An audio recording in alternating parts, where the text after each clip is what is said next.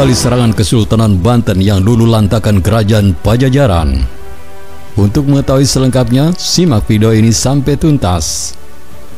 Jangan lupa bantu kami dengan cara klik tombol subscribe dan nyalakan tombol loncengnya agar Anda mendapatkan notifikasi video terbaru dari kami secara gratis. Untuk menghasilkan suara yang lebih jernih, silakan gunakan headset Anda.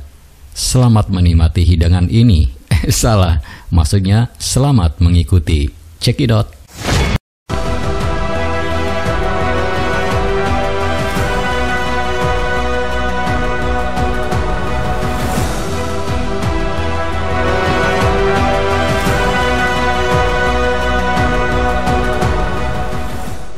Banten beberapa kali merencanakan skenario serangan. Tercatat ada 3 kali usaha Banten menguasai kerajaan Pajajaran.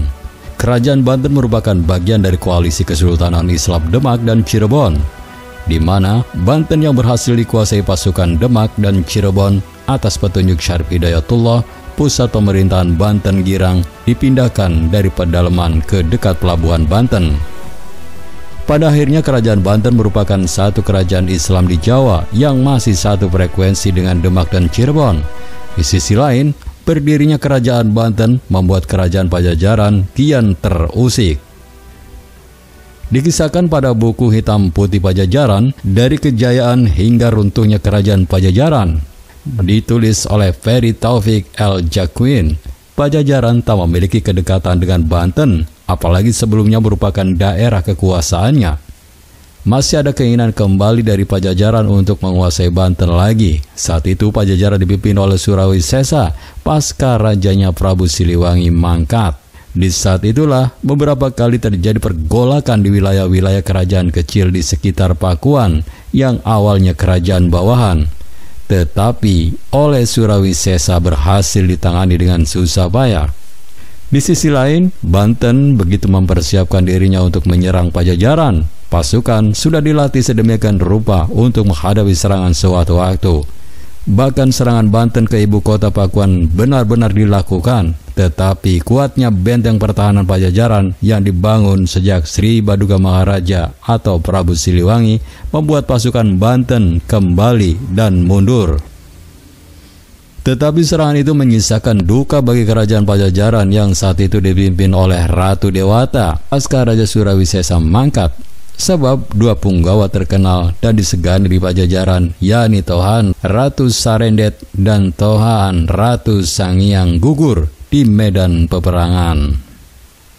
Perlahan tapi pasti, dukungan kerajaan kecil di bawah kekuasaan Pajajaran mulai hilang. Hal ini menjadi kesempatan lagi bagi Banten untuk kembali menyerang Pakuan. Apalagi diperkuat saat ini, raja sudah tak dihiraukan lagi oleh masyarakatnya karena tidak ada kepedulian dalam menyejahterakan rakyatnya. Catatan sejarah menuliskan ada 3 kali gelombang serangan Banten ke Pakuan, ibu kota Pajajaran. Serangan ini dilakukan saat masa pemerintahan Ratu Dewata atau setelah Surawisesa lengser. Diperkirakan dari catatan sejarah serangan ini terjadi sekitar 1535 Masehi hingga 1543 Masehi yang membuat 2 punggawa kerajaan gugur.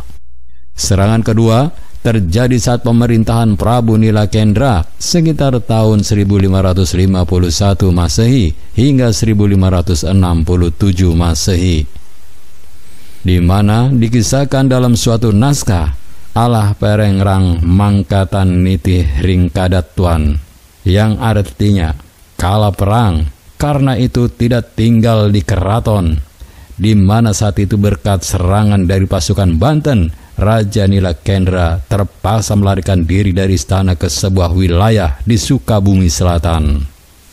Adapun serangan ketiga yang dinilai benar-benar membuat riwayat kerajaan Pajajaran tamat saat Pajajaran dipimpin oleh Raga Mulya, di mana ia merupakan raja terakhir dari Pajajaran yang memerintah sekitar tahun 1567 hingga 1579 Masehi. Namun ia memindahkan pusat pemerintahannya ke Pulasari, Pandeglang, bukan lagi di ibu kota Pakuan Pajajaran yang berhasil dihancurkan Banten di serangan keduanya. Tetapi pada akhirnya serangan Maulana Yusuf dari Kesultanan Banten membuat kerajaan Pajajaran benar-benar luluh lanta.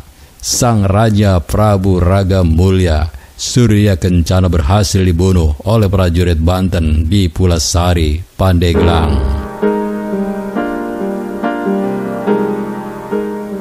Batur sedulur sekampung, demikian kisah sejarah 3 kali periode serangan Kesultanan Banten yang meluluhlantakan kerajaan Pajajaran.